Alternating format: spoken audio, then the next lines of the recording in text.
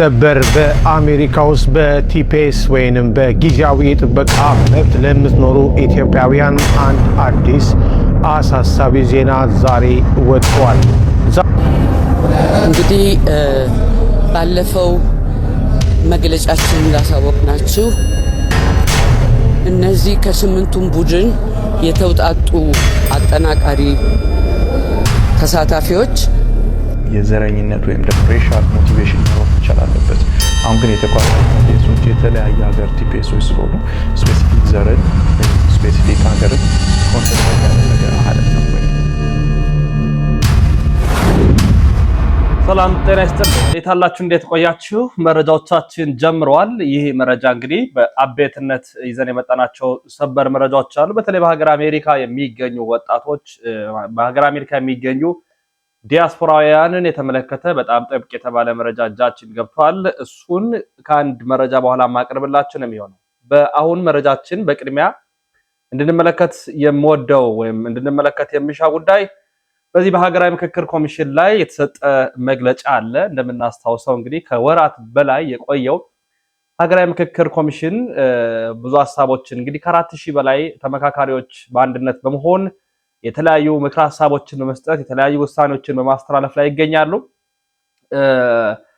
ኮሚሽነሩን ጨምሮ በርካቶች የርዕሳነ መስተዳድሮች ክቡር ጠቅላይ ሚኒስትሩም ተገኝተውበታል፣ ከንቲባዎች ተገኝተውበታል፣ ከፍተኛ ሚኒስትሮች ተገኝተውበታል። እንዲሁ ደግሞ በርካታ ከየክልሉ የተወካከሉ ተመራርጦ የመጡ ወደ 4000 የሚጠጉ ተመካካሪዎች ተሰባስበው ነበረ። እንደምናስታውሰው የተወሰኑ ውሳኔዎች ነበሩ። ለምሳሌ የአዲስ አበባ ጉዳይ የኦሮሚያ ዋና ከተማና የፌደራሉ መቀመጫ የሚል ውሳኔ ተወስኗል። እንዲሁ ደግሞ በፕሬዝዳንት እንድንመራ ሲስተም ወይም ስርዓቱ ደግሞ ፓርላመንታሪ እንዲሆን ተወስኗል። ሁላችንም እንደምናውቀው እንዲህ የተባሉ ብዙ ሀሳቦችን ከሃይማኖት ተቋማት ጋር በተገናኘ የተወሰነ ውሳኔ አለ። ከህገ መንግስቱ ጋርም በተገናኘ የአንቀጽ 39 ጉዳይ እንዲነሳም የተለያዩ ሀሳቦች መነሳታቸው ይታወሳል። ታዲያ በዚህ በሀገራዊ ምክክር ኮሚሽን ላይ እነ ፕሮፌሰር መስፍንን ጨምሮ በተለያዩ ጊዜያት የተለያዩ መግለጫዎችን ሲሰጡን ነበር። አሁን ደግሞ ምክትል ሰብሳቢዋ የሰጠችው መግለጫ አለ። በሀገራዊ ምክክር ኮሚሽን የተሰጠውን መግለጫ እንደሚከተለው እንካተልና በዛ ላይ ደግሞ ሀሳቦችን እናነሳና በቀጥታ የምንሄደው በአሜሪካ ላይ ያለውን ኢትዮጵያ ላይ ትኩረት ያደረገ መረጃ አጠቃላይ ትንታኔ ሰፋ ያለ ማብራሪያ ሰጥበታል። እንግዲህ ባለፈው መግለጫችን እንዳሳወቅናችሁ እነዚህ ከስምንቱም ቡድን የተውጣጡ አጠናቃሪ ተሳታፊዎች ስራቸውን ሲሰሩ ቆይተዋል እና ይሄ ስራ የሁሉንም የስምንቱንም ቡድን አጀንዳ አጠናክሮ ማቅረብ ጥንቃቄ የሚፈልግ ስራ እንደመሆኑ ጊዜ ትንሽ ፈጅቷል።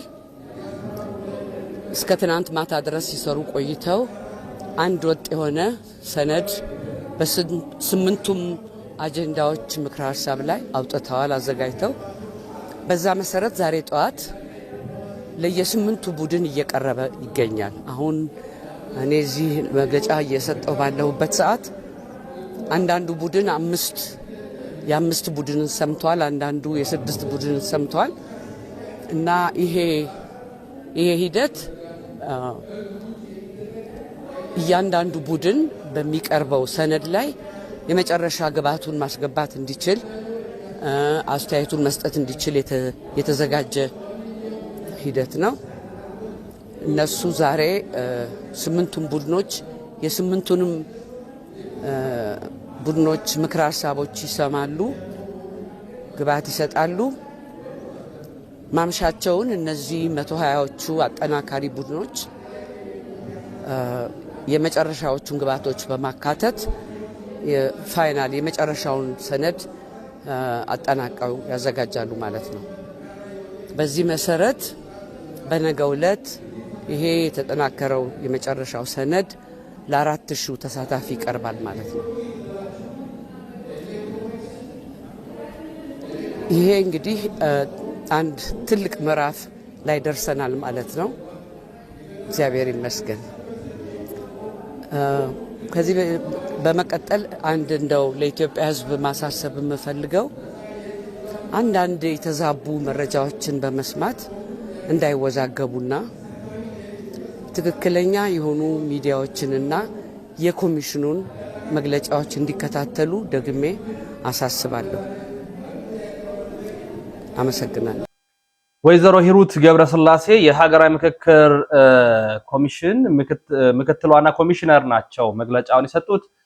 እንግዲህ በርካታ ተመካካሪዎች እንዳሉ ተመካካሪዎችም ደግሞ እንዲሁ በቡድን ተከፋፍለው ውሳኔዎችን እንደሚያስተላልፉ ነው የተናገሩት። እንደምናስታውሰው በዚህ በሀገራዊ ምክክር ኮሚሽን ላይ አስቀድሞ የነበሩት ዋና ኮሚሽነር ፕሮፌሰር መስፍን አርአያ ነበሩ። አሁን ምክትል ኮሚሽነር ሂሩት ገብረስላሴ ናቸው መግለጫውን የሚሰጡት። ሁለቱም በሚሰጡት መግለጫ ላይ እንደተመለከትነው ለምሳሌ ፕሮፌሰር መስፍን አርአያ የመጀመሪያው መግለጫ አካባቢ ላይ በአንድ ጀንበር የሚወሰን ውሳኔ የለም፣ ምናልባትም አንዳንድ ውሳኔዎች ትውልድ ተሻጋሪ ሊሆኑ ይችላሉ፣ በዚህኛው ትውልድ ጥያቄው ሊነሳ ይችላል፣ በዚህኛው ትውልድ ጥያቄው ላይ መለስ ይችላል፣ ሁሉም የመጡት የምክክር ሀሳቦች ውሳኔ ያገኛሉ ማለት አይደለም የሚል ሀሳቦችን አስቀድሞ ማስቀመጣቸው ይታወሳል። ምክንያቱም በጣም ጠንከር ያሉ ከስም ስያሜ ጋር ከበዓላት ጋር በተገናኘ ከሃይማኖታዊ ጉዳዮች ጋር በተገናኘ ከፖለቲካ ጉዳዮች ጋር በተገናኘ በጣም በርካታ ሀሳቦች ስለሆነ የሚነሱበት በአንድ ጀንበር ብቻ እንወስናለን ማለት አይደለም ብለው መናገራቸው ይታወስ ነበረ። አሁን ደግሞ የሀገራዊ ምክክር ምክትል ዋና ኮሚሽነር የሆኑት ሂሩት ገብረስላሴ ደግሞ ውሳኔዎች ተወስኗል፣ በቅርብ ይፋ እናደርጋለን፣ የቀሪዎችን የተመካካሪዎችን ሀሳብ እየሰበሰብን ነው የሚል ሀሳቦችን ነው ስታስቀምጥልን የነበረው። ምን ሊወሰን ይችላል የሚሉትን ጉዳዮች ደግሞ በቀጣይ በስፋት እንመለከታለን። በቅድሚያ አንድ መረጃ ላመላክታችሁና በዚህ መረጃ ላይ ሰፋ ያለ ትንታኔ ልስጣችሁ። እንግዲህ የዶናልድ ትራምፕ መንግስት የሆነው ወይም ዶናልድ ትራምፕ የሚመራት አሜሪካ አንድ ጠበቅ ያለ ከሰሞኑ ሮይተርስ ይዞ የወጣው ዘገባ ነበር። ጠበቅ ያለ በጣም በርካቶችን ያስደነገጠ ያስቆጣም ምናልባትም ደግሞ አስፈሪ ሊሆን ይችላል ተብሎ የሚታሰብ አንድ ውሳኔ አስተላልፏል። ውሳኔውን ሁላችንም መመልከታችን ይታወሳል። በተለይ ለኢትዮጵያውያን እጅግ በጣም አስደንጋጭ ነው፣ አሳዛኝም ነው፣ ያልተጠበቀም ነው። በእርግጥ ምክንያቱም በ5000 ኢትዮጵያውያን ላይ የተወሰነ ውሳኔ ነው። ምንድነው የትራምፕ መንግስት ያስተላልፈው? ምንስ ወስኖ ነው የሚለውን ሙሉ መረጃውን እንደሚከተለው ላቅርብላችሁ። እንግዲህ መረጃውን ሮይተርስ ነው ያወጣው። ከ5000 በላይ ኢትዮጵያውያንን የሚመለከት የአሜሪካ ቲፒኤስ ውሳኔ የተመለከተ መረጃ ነው የሚሆነው። በአሜሪካ የሚኖሩ ከ5000 በላይ ኢትዮጵያውያንን በቀጥታ የሚመለከት አስፈላጊ የኢሚግሬሽን ትኩረትን የሳበ በዚህ ሳምንት ዓለም አቀፍ ትኩረት የሳበ መረጃ ነው። ጉዳዩ እንግዲህ ቴምፖራሪ ፕሮቴክትድ ስታተስ ወይንም ቲፒኤስ የተባለውን ጊዜያዊ የጥበቃ ስርዓትን የተመለከተ ይሆናል። እንግዲህ ቲፒኤስ ራሱ ምንድነው የሚለውን ነገር አስቀድሜ ለማቅረብ ያህል ቲፒኤስ አብሪቬሽኑ ቴምፖራሪ ፕሮቴክትድ ስታተስ ይባላል። ይሄውም ማለት በአሜሪካ የሚኖሩ ከተወሰኑ ሀገሮች ዜጎች ወደ ሀገራቸው መመለሳቸው በጦርነት በከባድ የሰብአዊ ችግር ወይንም በሌሎች አስጊ ሁኔታዎች ምክንያት አደገኛ ሆኖ ሲገኝ ወይንም ወደ ነበሩበት ወደ ቀደመ ሀገራቸው ለመመለስ ቢፈልጉና በወቅቱ ደግሞ ያሉበት ወይም ለመመለስ ያሰቡበት አካባቢ ጦርነት፣ ከባድ የሆነ የሰብአዊ መብት ችግሮች ያሉበት አስጊ ደረጃዎች ወይም አደገኛ የሆነ ሁኔታ ሲገኝ ለተወሰነ ጊዜ ከመባረር እንዲጠበቁና በህጋዊ መንገድ እንዲሰሩ የሚያስችል ጥበቃ ነው ቲፒኤስ ማለት። እንግዲህ ኢትዮጵያ ጋር ምን አገናኘው ካልን ኢትዮጵያም ከ2022 ጀምሮ እንግዲህ ዛሬ ወደ 5 ዓመት ገደማ አካባቢ ማለት ነው 4-5 ዓመት ገደማ በዚህ የጥበቃ ስርዓት ውስጥ ገብታ ነበር። በዚህም ጥበቃ የተጠቀሙ ሰዎች በአሜሪካ በህጋዊ መንገድ መስራት መኖርና ከመባረር ጥበቃ ማግኘት ችለዋል። ማለትም መስራት ይችላሉ፣ በህጋዊ መንገድ መኖር ይችላሉ። ከመባረር ደግሞ ማለት ይሄ ሌሎች ነገሮችን አማሃይንተው ማባረር አይችሉም። ምክንያቱም በዚህ ጥበቃ ስር ውስጥ ስላሉ ማለት። ከየት ጀምሮ ካልን ከ2022 ጀምሮ ማለት። እንግዲህ ችግሩ የተጀመረው እንዴት ነው የሚለውን ደግሞ እንተንት ነው። የትራምፕ አስተዳደር የኢትዮጵያን ቲፒኤስ ለማቋረጥ ወሰነ። ይህ ውሳኔ በመጀመሪያ ከፍተኛ የህግ ተቋሞ ገጥሞት ነበረ። በጃንዋሪ 2026 የማሳቹሴትስ ፌደራል ዳኛ ብሬን ማርክፓይ የቲፒኤስ ማቋረጡ እንዳይተገበር በጊዜያዊነት ወይም ጊዜያዊ እገዳ እንዲደረግ ውሳኔ ያስተላለፉ የፌደራሉ ፍርድ ቤት ዳኛ ማለት በኤፕሪልም የማቋረጡን ተጽዕኖ ለማራዘም የሚያስችል ውሳኔ ሰጥተዋል። ይህ ማለት በዚያን ወቅት በቲፒኤስ ላይ የነበሩ ኢትዮጵያውያን ከማባረር ጥበቃቸውንና የሥራ ፈቃዳቸውን ማስቀጠል ተችሏል ማለት። ይሄ ማለት እንዴት ነው? አስቀድሞ የማሳቹሴትስ ፌደራል ዳኛ የሆኑት ብራያን እንዲጠበቅ ያ ማለት እንዴት ነው? ውሳኔው እንዳይተላለፍ ወይም ቲፒኤስ እንዳይቋረጥ ከፍተኛውን ስራ ሰርተው ነበረ። ከዚህ በኋላ ምን ተፈጠረ? ነገሩ እዛው አላበቃም። በሐምሌ 26 ዳኛ ብሬን የቲፒኤስ ማቋረጡ ለጊዜው እንዳይተገበርና እንደገና እገዳ ሰጡ። ይህም ለብዙ ኢትዮጵያውያን ተጨማሪ ጊዜን ሰጠ። ነገር ግን በኋላ የፌደራል የይግባኝ ፍርድ ቤት የዚያን እገዳ በመሻር የትራምፕ አስተዳደር የቲፒኤስ ማቋረጡን ለማስኬድ መንገድ ከፈተ። ከዚያም የአሁኑ የሮይተርስ ዘገባ ወይም አሁን ሮይተርስ በቅርብ ያወጣው መረጃ ማለት ነው በዚህ ህግ ለውጥ ላይ አዲስ ነገር ይዞ መጣ። ሮይተርስ እንደገለጸው ከሆነ የፌደራል ዳኛው ቀድሞ ያደረጉትን እገዳ በአዲሱ የሱፕሪም ኮርት የህግ ሁኔታ ምክንያት መልሰው አንስተዋል። ይህም ለ5000 ያህል ኢትዮጵያውያን ምን ማለት ነው?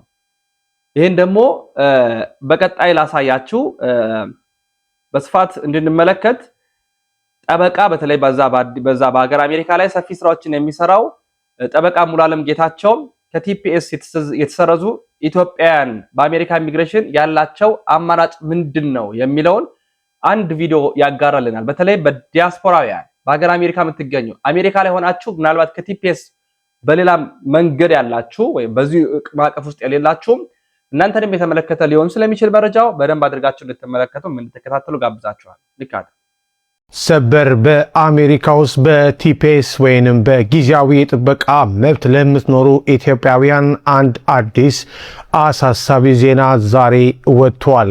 ዛሬ ማክሰኞ አንድ የአሜሪካ ፌዴራል ዳኛ የዶናልድ ትራምፕ አስተዳደር ከ5000 በላይ ለሚሆኑ ኢትዮጵያውያን የተሰጠውን በአሜሪካ የመኖርና የመስራት ህጋዊ ጥበቃ መብት ወይም ቲፒኤስ እንዲያቋርጥ በይፋ ፈቅደዋል። ከቀናት በፊት ከጠበቃ ሙሉዓለም ጋር ባደረግነው ቃለ ምልልስ ላይ ይህ እንደሚሆን ቀድመው ገምተው ነበረ።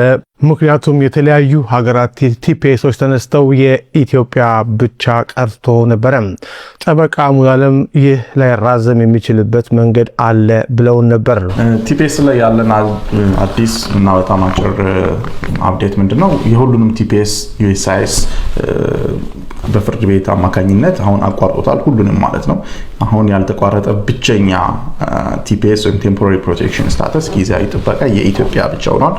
የሄቲ፣ የሶሪያ ወይም የሲሪያ፣ የመን፣ አፍጋኒስታን፣ ካሜሮን፣ የኔፓል፣ የሆንዱራስ፣ ኒካራጓ፣ ቬንዙዌላ፣ ሳውት ሱዳን፣ በርማ እና በመጨረሻም ሶማሌ ለ35 ዓመት ከ1994 ጀምሮ የተሰጣቸው ቲፒኤስ አሁን ዛሬ ተቋርጧል።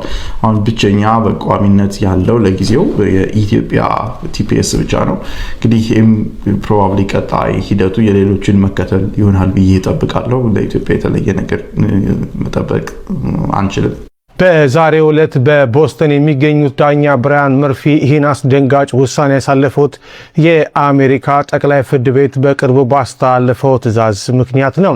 ጠቅላይ ፍርድ ቤቱ የሀገር ውስጥ ደህንነት መምሪያ ወይም ዲኤችኤስ ከሄቲና ከሶሪያ ለመጡ ዜጎች ይሰጥ የነበረውን ጥበቃ እንዲያነሳ መፍቀዱን ተከትሎ የኢትዮጵያውያኑ መብት በተመሳሳይ መልኩ አደጋ ላይ ወድቋል። ጠቅላይ ፍርድ ቤቱ ዳኞቹ የዲኤችኤስን ውሳኔዎች እንዲያግዱ ስልጣናቸውን ገድቧል። ወደ ኋላ መለስ ብለን ስናስታውስ የጆ ባይደን አስተዳደር በ2022 ኢትዮጵያውያኑን በሀገሪቱ ካለው የትጥቅ ግጭትና ቀውስ ለመጠበቅ በማሰብ ይህንን ልዩ መብት ሰጥቶ ነበረ። ነገር ግን በቀድሞ የሀገር ውስጥ ደህንነት ጸሐፊ ክርስቲኖን የሚመራው ዲኤችኤስ ኢትዮጵያውያኑ ወደ ሀገራቸው በሰላም ቢመለሱ የሚያሰጋቸው አደገኛ ሁኔታ የለም በማለት ጥበቃውን እንደሚያነሳ እንደሚነሳ ባለፈው ታህሳስ ወር አስታውቀው ነበር። ጠበቃ ሙሉዓለም እንዲህ ብለውን ነበር ትናንት ባደረግነው ቃለ ምልልስ ላይ። ፕሮባብሊ ያሁን የቦስተን ፍርድ ቤት ነው አዘግይቶት ያለው። ቦስተን ፍርድ ቤት ላይ ጀጅ ብራያን መርፊ ኢንጀክሽን አዞን ያለው። ስለዚህ ይህን ፕሮባብሊ ያነሳዋል ተብሎ ይጠበቃል ከሱፕሪም ኮርት ዲሲሽን በኋላ። ስለዚህ ከኦገስት 19 በኋላ ምናልባት ብዙ ከተራዘመም ብዙ ላይሆን ይችላል፣ ይራዘማል የሚል ኤክስፔክቴሽን የለኝም። በወቅቱ የተለያዩ የኢትዮጵያን ማህበረሰቦችና ጠበቃዎች ተቃውሞ በማንሳታቸው ውሳኔው በጊዜያዊነት ታግዶ ቆይቶ ነበረ። ዛሬ ግን ዳኛ መርፊ እገዳውን አንስተውታል። ከሳሾቹ በበኩላቸው ውሳኔው አሁንም በኢትዮጵያ ያለውን አደገኛ ሁኔታ ችላ ያለ እንዲሁም ዘርን መሰረት ያደረገ መድሎ ነው በማለት የህግ ትግላቸውን እንደሚቀጥሉ ገልጸዋል። ይህ ውሳኔ የበርካታ ኢትዮጵያውያንን ህይወት ሊቀይር የሚችል ከባድ ክስተት ነው። እናንተስ በዚህ ጉዳይ ላይ ምን ታስባላችሁ? መብቱ የተነሳባቸው ወገኖቻችንስ ቀጣይ ዕጣ ፈንታቸው ምን ሊሆን ይችላል? እንደተከታተል ነው ጠበቃ ሙሉዓለም ጌታቸው ሰፋ ያለውን ትንታኔ በዚህ ላይ ሰጥተዋል። እንግዲህ ለኢትዮጵያንስ ምንድነው ይዞ የሚመጣው? ሙሉ በሙሉ ሀገር አሜሪካ ላይ ያሉትን ኢትዮጵያውያን ነው የሚመለከተው ወይንስ አይደለም? ይሄንን ሰፋ አድርገን እንመልከት።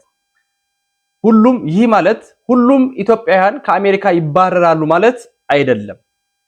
በቀጥታ የሚጎዳው በቲፒኤስ ላይ ያሉ ሰዎችን ነው። በ26 የተጠቀሰው ቁጥር ወደ 5000 ቲፒኤስ ቤኔፊሻሪስ ይጠጋል።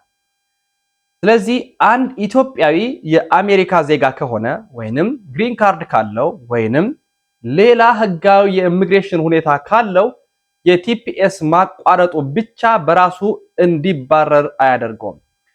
ታዲያ ጉዳቱ ምንድነው ካልን የቲፒኤስ ጥበቃ ከተወገደና ሌላ የህጋዊ መኖሪያ ሁኔታ ከሌለ ሰዎች ከቀድሞ የበለጠ የመባረር ስጋት ሊጋፈጡ ይችላሉ። የሥራ ፍቃድ ጉዳይ ይነሳል። አንድ ሰው በቲፒኤስ ላይ ተመርኩዞ ስራ እየሰራ ከሆነ የቲፒኤስ ጥበቃ ከጠፋ የሥራ ፍቃዱ ሊጎዳ ይችላል። ይህ በቤተሰብ ላይም ትልቅ ተጽዕኖ ሊያመጣ ይችላል። አንድ ወላጅ በቲፒኤስ ላይ ሆኖ ለአመታት በአሜሪካ ኖሮ ከሆነ ስራውን፣ ቤቱን እንዲሁም ቤተሰቡን ከዚያ ካቋቋመ የጥበቃ መጥፋት በመላው ቤተሰብ ላይ ጫና ሊፈጥር ይችላል። የኢኮኖሚ ተጽዕኖም አለ። ቲፒኤስ ያላቸው ሰዎች በአሜሪካ ስራ ይሰራሉ፣ ግብር ይከፍላሉ፣ እናም በአካባቢያቸው ኢኮኖሚ ውስጥ ይሳተፋሉ። ስለዚህ የሥራ ፍቃድ መጥፋት ለተጠቃሚዎቹ ብቻ ሳይሆን ለቤተሰቦቻቸው፣ ለአሰሪዎቻቸውና ለማህበረሰባቸውም ተጽዕኖ ሊኖረው ይችላል። ጥቅሙስ ምንድነው? የአሜሪካ መንግስትና የቲፒኤስ ማቋረጡን የሚደግፉ ወገኖች የሚያቀርቡት ዋና መክንዮ የቲፒኤስ ጥበቃ በትክክል ጊዜያዊ መሆን እንዳለበት ነው። በዚህ አመለካከት የአንድ ሀገር ሁኔታ ከተሻሻለ ወይንም መንግስት ዜጎቹን በአስተማማኝ ሁኔታ መመለስ እንደሚችል ካመነ ቲፒኤስ ለዘላለም እንዲቀጥል ምክንያት የለም ይላሉ። ከዚህ አንጻር የቲፒኤስ ማቋረጥ የኢሚግሬሽን ህግ የተወሰነ ዓላማ እንዲኖረው ጊዜያዊ ጥበቃ በእርግጥም ጊዜያዊ እንዲሆን የሚደረግ የፖሊሲ አቅጣጫ ነው።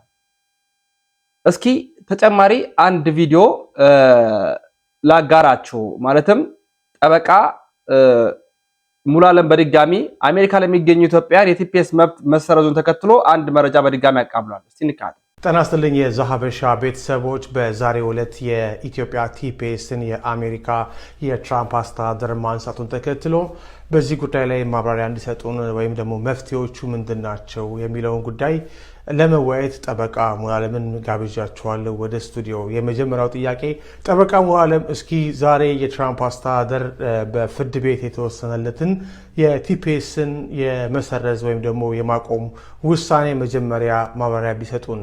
እንግዲህ አንዱ ዛሬ የሰማነው አሳዛኝ ዜና የኢትዮጵያ ቴምፖራሪ ፕሮቴክሽን ስታተስ መቋረጡን ከነገ ጀምሮ እንደሚቋረጥ ይፋ አድርጓል። ዲኤችኤስ ማለት ነው። እስከ ዛሬ ድረስ የኢትዮጵያ ቴምፖራሪ ፕሮቴክሽን ስታተስ ቆይቶ የነበረው በብራያን መርፊ የተባለ የባይደን አድሚኒስትሬሽን የፌዴራል ኮርት አንደኛ ሰርኪት የፌዴራል ኮርት ተሿሚ የነበረ ዳኛ አስቁሞት ነው። ማለትም ዲኤችኤስ በሄደበት መንገድ ፕሮሲጀራል ዲፌክት ፈጽሟል። ራሱ ህጉ ያስቀመጠውን ፕሮሲጀራል ሂደቶች አንድ ቲፒኤስ ለማቋረጥ አልሄደበትም እነዛን በአግባቡ ሬሻል አኒሞሲቲ የተከተለ ነው ወይም ደግሞ ዘረኝነት ላይ ቤዝ ያደረገ ተርሚኔሽን የሚል ነበር። ነገር ግን የፌደራል ሱፕሪም ኮርት በዚህ ጉዳይ ላይ በአጠቃላይ ቲፒኤሶች ላይ ስፔሲፊካሊ 2 ቲፒኤሶች ላይ የሰጠው ውሳኔ ለሌሎች ተከታታይ ቲፒኤሶች መቋረጥ ምክንያት ሆኗል። የአሜሪካን ጠቅላይ ፍርድ ቤት አንዱ የወሰነ ውሳኔ አንሌስ ክሊር የሆነ የሬሻል አኒሞሲቲ ኤንድ ኮንስቲቱሽናል ቫዮሌሽን ከሌለ በቀር ፍርድ ቤቶች ቴምፖራሪ ፕሮቴክሽን ስታተስን ድጋሚ ሪቪው አድርገው የማስቀጠል ስልጣን የላቸውም። ይህን ስልጣን ያለው የማቋረጥም የማስቀጠልም የኤግዚኪዩቲቭ ብራንቹ የአስፈጻሚ አካል ብራንች ነው። ስለዚህ የተለያዩ ፍርድ ቤቶች የጠቀሷቸው የዘረኝነት ግራውንዶች በቂ አይደሉም። በጣም ክሊር የሆነ የዘረኝነት ወይም ደግሞ ሬሻል ሞቲቬሽን መኖር መቻል አለበት። አሁን ግን የተቋረጡት ቲፒኤሶች የተለያየ ሀገር ቲፒኤሶች ስለሆኑ ስፔሲፊክ ዘርን ወይም ስፔሲፊክ ሀገርን ኮንሰንትሬት ያደረገ አይደለም ወይም ደግሞ ያጠቃ አይደለም እና ይሄ አናሊሲስ በቂ አይደለም። ኢቭን ኢፍ ንግግሮች በሄጂያን ሰዎች ላይ እንደገና በሶማሌዎች ላይ የተነገረው ነገር አጸያፊ ቢሆንም ያ ግን ሬሻል ሞቲቬሽን እንዳለው ቴምፖራሪ ፕሮቴክሽን ተርሚኔሽኑ አያሳይም የሚል ውሳኔ ነው። ያን ተከትሎ ነው እንግዲህ የአንደኛው ሰርኪት ፍርድ ቤት ብራያን መርፌ የተቀመጠበት አሁን ዛሬ የኢትዮጵያን ቲፒኤስ ተርሚኔት አድርጎታል ማለት ነው። ስለዚህ ወደ 5000 አካባቢ ወይም ከዛ በላይ እስከ 6000 የሚደርሱ ኢትዮጵያውያን በቴምፖራሪ ፕሮቴክሽን ስታተስ ላይ ያሉት ከነገ ጀምሮ የስታተስ ወይም በዚህ ስታተስ መስራት አይችሉም ማለት ነው። ስለዚህ በጊዜ ሀገሪቷን ለቀው ወር ደግሞ የተለያዩ አጀስትመንት ኦፍ ስታተሶችን መጠቀም ይኖርባቸዋል።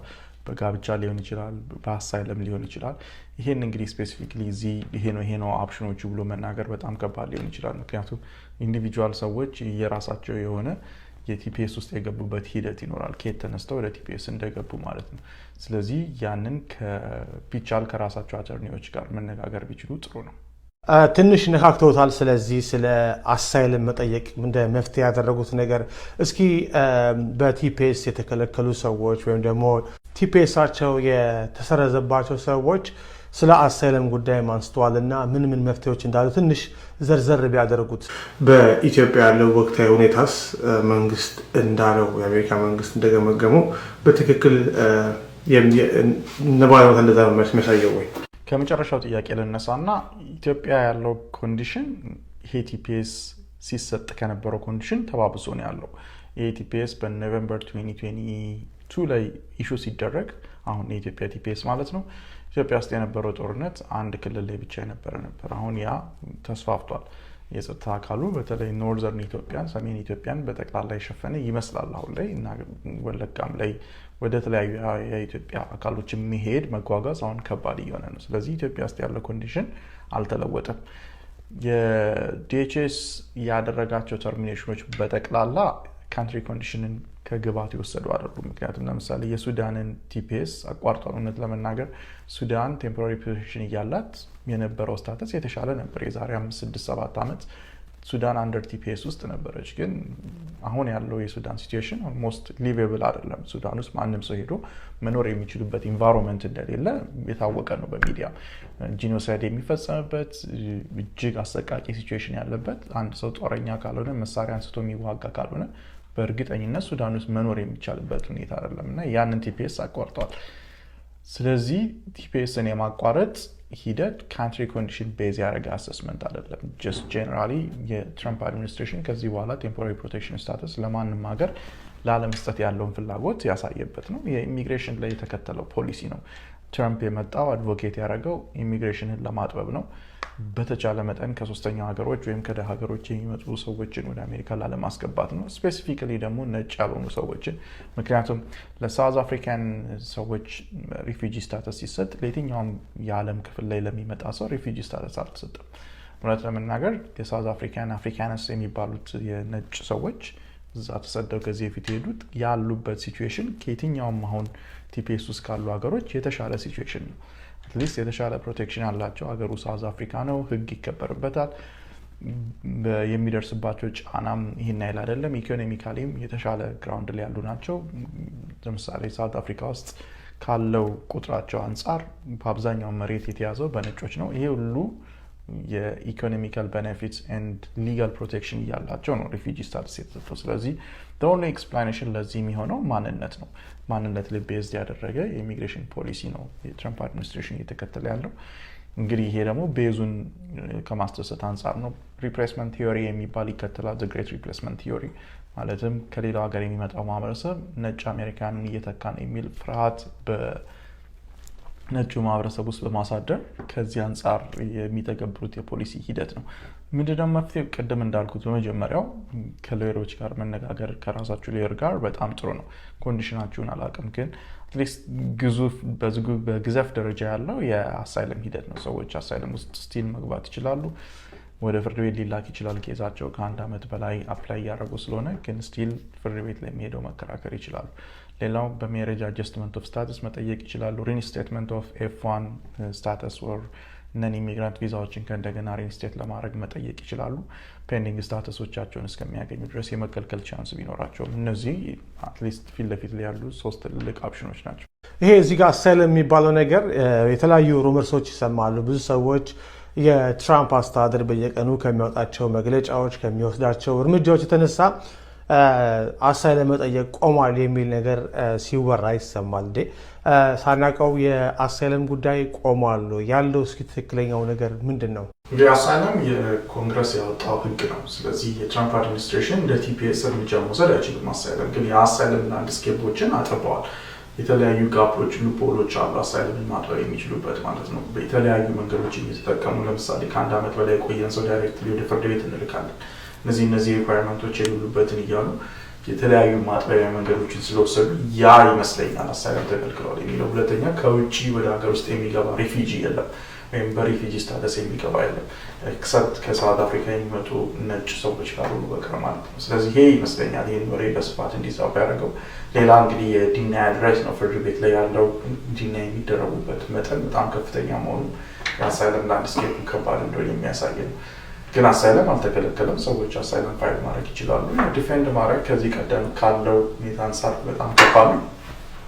እንግዲህ አሁን ቲፒኤሶችን የተለያዩ መንገዶችን ሲያጠፉ ሞር አግሬሲቭሊ አሳይለም ላይ እንደገና የሚሄድ እድላቸው ይሰፋል የሚል እምነት አለ። አሳይለም ላይ የበለጠ ስትሪክት መሆን ማለት ነው። ኦኬ ዛሬ እንግዲህ ቲፒኤስ ተቋረጠ። በቀጣይስ በሌላ ስታተስ ላሉ ኢትዮጵያውያን ወይም ደግሞ ሌሎች ስደተኞች ይሄ የዛሬው ውሳኔ አንድምታ ምንድን ነው? ፕሪዲክት ማድረግ በጣም ከባድ ነው። በርካታ ኢትዮጵያውያን በዚህ በጣም ተደናግጠዋል። ከ5000 በላይ ኢትዮጵያውያን አሁኑኑ ከአሜሪካ ይባረራሉ ተብሎ ባይነገርም ነገር ግን በጣም በአስቸኳይ ሊወጡ እንደሚችሉ ነው ፍንጮች የጠቀሱልን የሚገኘው። እንግዲህ ይህ ጉዳይ በቲፒኤስ ላይ ያሉ ሰዎች የነበራቸውን የመባረር ጥበቃና የስራ ፍቃድ ሊያጡ መቻላቸው ነው። ይህ ደግሞ በቤተሰብ በስራ በገቢና በወደፊት የመኖሪያ ሁኔታቸው ላይ ከባድ ተጽዕኖ ሊኖረው ይችላል። በተመሳሳይ ጊዜ ግን ይህ ውሳኔ የአሜሪካ ዜጋ የሆኑ ግሪን ካርድ ያላቸው ወይንም ሌላ ግብር የኢሚግሬሽን ሁኔታ ያላቸው ኢትዮጵያን ሙሉ በሙሉ የሚያካትት አይደለም። ይህም የቲፒኤስ ጉዳይ የአሜሪካ የኢሚግሬሽን ፖሊሲ፣ የፍርድ ቤት ስልጣንና የሰብአዊ ጥበቃ በመካከላቸው ያለውን ትልቅ ክርክር የሚያሳይ ጉዳይ እንደሆነ ሮይተርስ፣ ሲቢሲ ኒውስ እና ክሊኒክ እና የቲፒኤስ ህጋዊ ክትትል ምንጮች ናቸው የዘገቡት ማለት ነው። እንግዲህ በጣም ያሳዝናል፣ ያስደነግጣልን። በእርግጥ ይህ የአሜሪካ ዲያስፖራ በቀጣዮቹ ቀናት በቅርብ ሊከታተል የሚገባ ጉዳይ ነው። እኛም ታዲያ ከሮይተርስም ከዩኤስ ዲፓርትመንት ኦፍ ሆምላንድ ሴኩሪቲም እንዲሁም ደግሞ ዩኤስ ዲፓርትመንት ኦፍ ጀስቲስ የወጡ መረጃዎችንም በአንድ ላይ በማካተት ሌሎች መረጃዎችን አካትቼ ያመጣላችኋል። በተለይ በዚህ ዲያስፖራ የሆናችሁ በዚህ በስደቱ ዓለም የምትገኙ በሀገር አሜሪካ የምትገኙ ይህ እጣ የገጠማችሁ እንዲህ አይነት ውሳኔ የተላለፈባችሁ በሙሉ ቀጣይ የሚወጡ መረጃዎችንም ብትከታተሉ የተሻለ ነው ብለን እናስባለን። ያያችሁ የተከታተላችሁ ስለመሆኑ ኮመንት እንድታደርጉልኝ፣ ሌሎች ደግሞ በሌሎች ሀገሮች ላይ ምን አዲስ ነገር አለ የሚለውን መረጃም እናቀርብላችኋለን። ኮመንት ብቻ አድርጉልን። ላይክ ያደረጋችሁ እንድትከታተሉ እንጋብዛለን። በሌሎች መረጃዎች በድጋሚ እንመለሳለን። እስከዚያው ድረስ ተሰነባበትን። ሰናይ ቆይታ ይሁንላችሁ።